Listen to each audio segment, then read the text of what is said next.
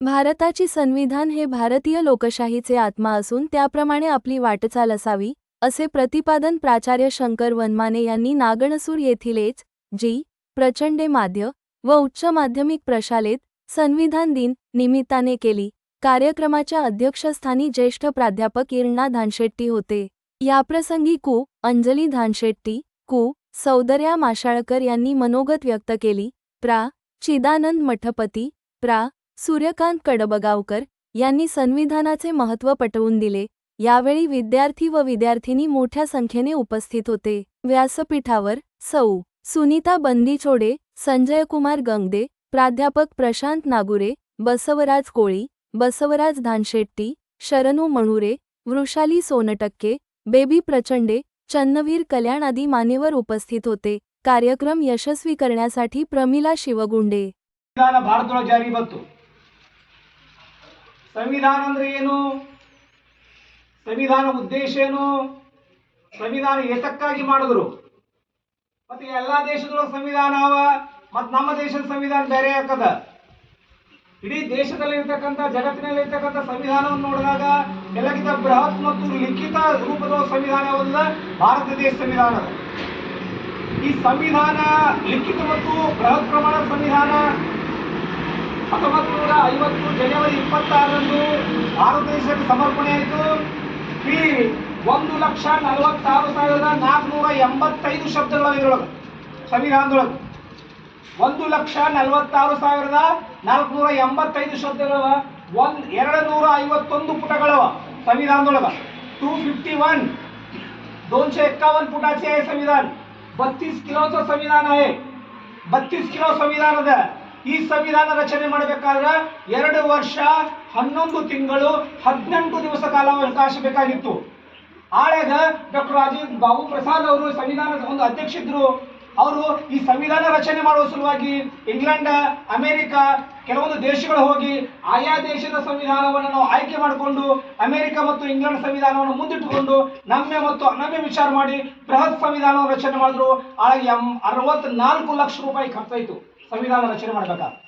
ಯಾವಾಗ 2015ಕ್ಕೆ ಭಾಜಪ ಸರ್ಕಾರ ಇತ್ತು, ಬಿಜೆಪಿ ಸರ್ಕಾರ ಇತ್ತು. ಆಳೆ 19 ನವೆಂಬರ್ ಭಾರತದೊಳಗ ಆ ಒಂದು ಮಂಜೂರು ಮಾಡಿದ್ರು.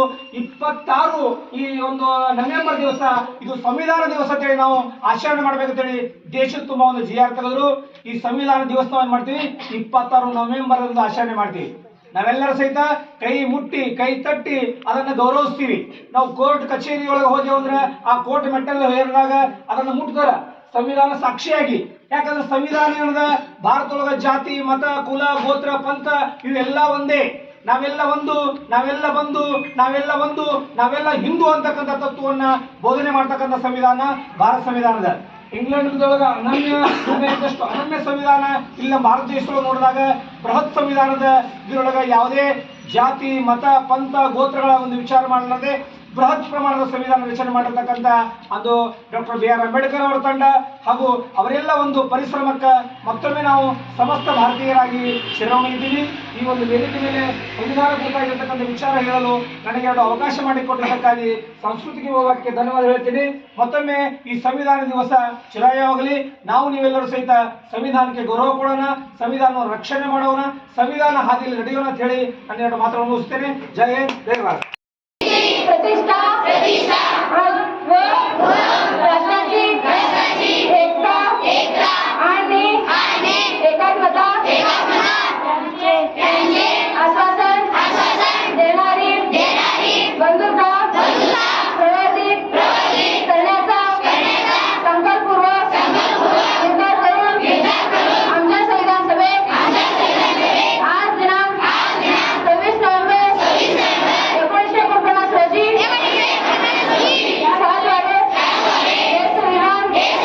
अंगीकृत आणि अधिनियमित करून स्वतःप्रत अर्पण करीत आहोत.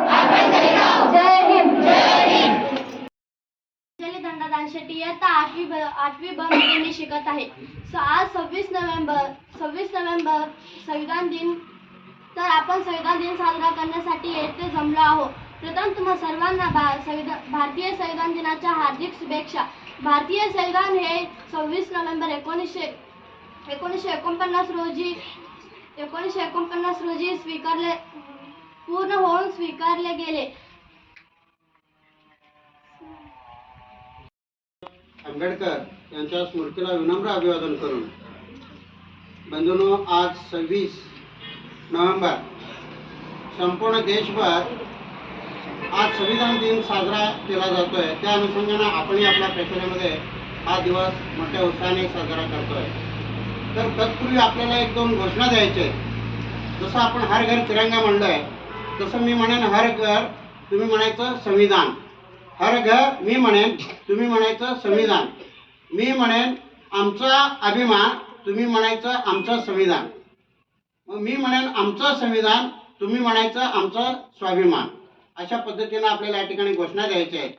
हर घर हर घर हर घर आमचा स्वाभिमान, आमचा स्वाभिमान, आमचं संविधान, आमचं संविधान. अशा या संविधानकार जे या ठिकाणी आता मटपे सरांनी खूप चांगल्या पद्धतीनं त्याचं राजघटनेचं विश्लेषण केलेलं आहे. आपल्याला माहीत आहे, परकीयांचे 150 वर्ष सत्ता आपल्या देशामध्ये होती आणि 150 वर्षाच्या कालखंडामध्ये आपल्या देशाची संपूर्ण घडीच या ठिकाणी बिघडलेली होती. त्यामुळं या परकीय लोकांना हाकलून दिल्यानंतर आपल्या देशाचा कारभार कसं चालवायचं, त्यासाठी खूप मोठा प्रश्न आपल्या राष्ट्रीय सभेच्या नेत्यासमोर पडला. मग त्यावेळेला काही निवडक अभ्यासक मंडळी एकत्र आले. त्यामध्ये बॅरिस्टर डॉक्टर बाबासाहेब आंबेडकर यांनी खूप मोठं योगदान यासाठी दिलेलं आहे. आतापर्यंत मला एवढंच माहीत होतं की संविधानकार कोण, शिल्पकार कोण, घटना समितीचे अध्यक्ष कोण, मसुदा समितीचे अध्यक्ष कोण, पण ॲक्च्युली त्यामध्ये हा राजघटना तयार करण्यासाठी जे 7 लोक होते, ते 7 लोकांची नावं देखील आपल्याला माहीत नव्हतं. आम्ही हेच लोक समजत होतो. पण ॲक्च्युली मी सकाळी एका घटनेचा अभ्यासक त्यांना एकदा फोन करून विचारलं की ह्या घटना समितीमध्ये 7 जण कोण कोण होते. मग त्या 7 लोकांची नावं देखील माझ्या विद्यार्थ्यांना माहीत असावं या दृष्टिकोनातून आता सरांनी सांगितलं ते किती पाणी होतं, किती किलो वजनी होतं, किंवा पृष्ठ किती होते, कलम किती होते, ॲक्ट किती होते. आपण आपल्या ज्या देशात राहतो त्या देशाचं संविधान म्हणजे काय, राजघटना म्हणजे काय, आपला देशाचा कारभार कशा पद्धतीनं चालतोय हे सगळं आपल्याला माहीत असणं गरजेचं आहे. बाळांनो, का आज स्पर्धेचं युग आहे आणि उद्या तुम्ही स्पर्धा परीक्षेला या ठिकाणी बसणार आहे. त्यावेळेला तुम्ही स्पर्धा परीक्षेला बसाल त्यावेळेला अशा प्रकारचे प्रश्न तुम्हाला त्या ठिकाणी विचारतील. आपण एक राजघटनेचे अभ्यासक म्हणून, एक इतिहासाचे अभ्यासक म्हणून अशा पद्धतीने ह्याचं सगळं ज्ञान असणं गरजेचं आहे. या संविधानानं तुम्हा आम्हाला काय दिलं? स्वातंत्र्य दिला, समता दिला, बंधुत्व दिलं, न्याय दिलं. हे सगळं देत असताना त्या पद्धतीनं आपलं वाटचाल चालू आहे की नाही हे आपल्याला या ठिकाणी या संविधानाच्या माध्यमातून शिकायचं आहे. काल आपल्या जिल्ह्याचे शिक्षणाधिकारी सचिन जगताप सांगितले, आज त्यांनी संपूर्ण जिल्हाभर हा उत्सव या ठिकाणी शाळेच्या माध्यमातून विद्यार्थ्यांपर्यंत पोहोचवण्याचा त्यांचा प्रयत्न आहे. मग त्यांनी सांगितलं की विद्यार्थ्यांना संविधान म्हणजे बऱ्याचशा विद्यार्थ्यांना माहीत नाही, घटना म्हणजे काय माहीत नाही, मसुदा, त्यानंतर त्याचे अध्यक्ष कोण, शिल्पकार कोण, ह्या सगळ्या गोष्टी विद्यार्थ्यांना माहीत नसण्यासाठी आज हा दिवस उत्सव या ठिकाणी साजरा करायचा आहे. याच्यानंतर तुम्हाला माझा अभिमान, माझं स्वाभिमानावर तुम्हाला या ठिकाणी निबंध लिहायचे आहेत. त्यानंतर काही मुली आता वक्तृत्व स्पर्धेमध्ये जसं वक्तृत्व स्पर्धा या ठिकाणी घ्यायच्या आहेत. ह्या सगळ्या आपल्याला शासनाला अहवालाच्या माध्यमातून, ऑनलाईनच्या माध्यमातून या ठिकाणी पाठवायचं आहे. त्यासाठी आपण हा उत्सव या ठिकाणी साजरा करतोय. बांधून मी या ठिकाणी तुम्हाला थोडंसं ते घटना समिती ज्यांनी लिहिले त्यांचं या ठिकाणी तुम्हाला थोडंसं नाव माहीत असावं यासाठी मी लिहून आणलंय. डॉक्टर बाबासाहेब आंबेडकर, अल्लादी कृष्ण स्वामी अय्यर, एन गोपाल स्वामी, के एम मुन्शी, मोहम्मद सादुल्ला, BL मीटर आणि DP केतान या 7 लोकांनी या ठिकाणी संविधान लिहिलेलं आहे.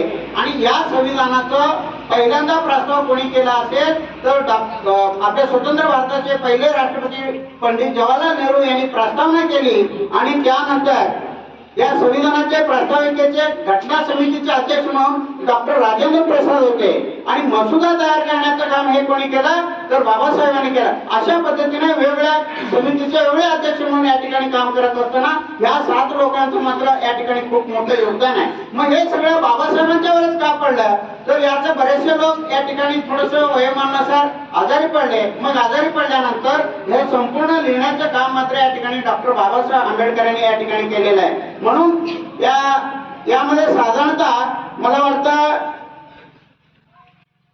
22 भाग 365 कलम 8 पृष्ठे हे घटना समितीमध्ये आहेत. आता आपल्याला तुम्हाला बऱ्याचशा वेळेला विचारतात किती भाग आहेत किंवा आपल्या घटनेमध्ये किती कलम आहेत. मग त्यावेळेला तुम्हाला सांगता आला पाहिजे 395 कलम आहेत. मग अशा पद्धतीने कुठल्या कलमामध्ये आता काल एक प्रश्न आम्हाला विचारला गेला की शिक्षणाचा कलम हे भारतीय राज्यघटनेमध्ये कोणत्या कलमामध्ये येत आहे कोणालाही सांगता आलं नाही.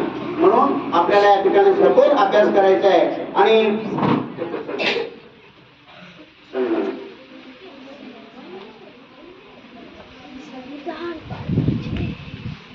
आपला हा भारताचा संविधान या संविधानामध्ये आपल्याला साधारणपणे प्रत्येक विद्यार्थ्यांनी आता मी 4 दिवस मी माझ्यासाठी आणलेलं आहे पुस्तक घरी अभ्यास करण्यासाठी.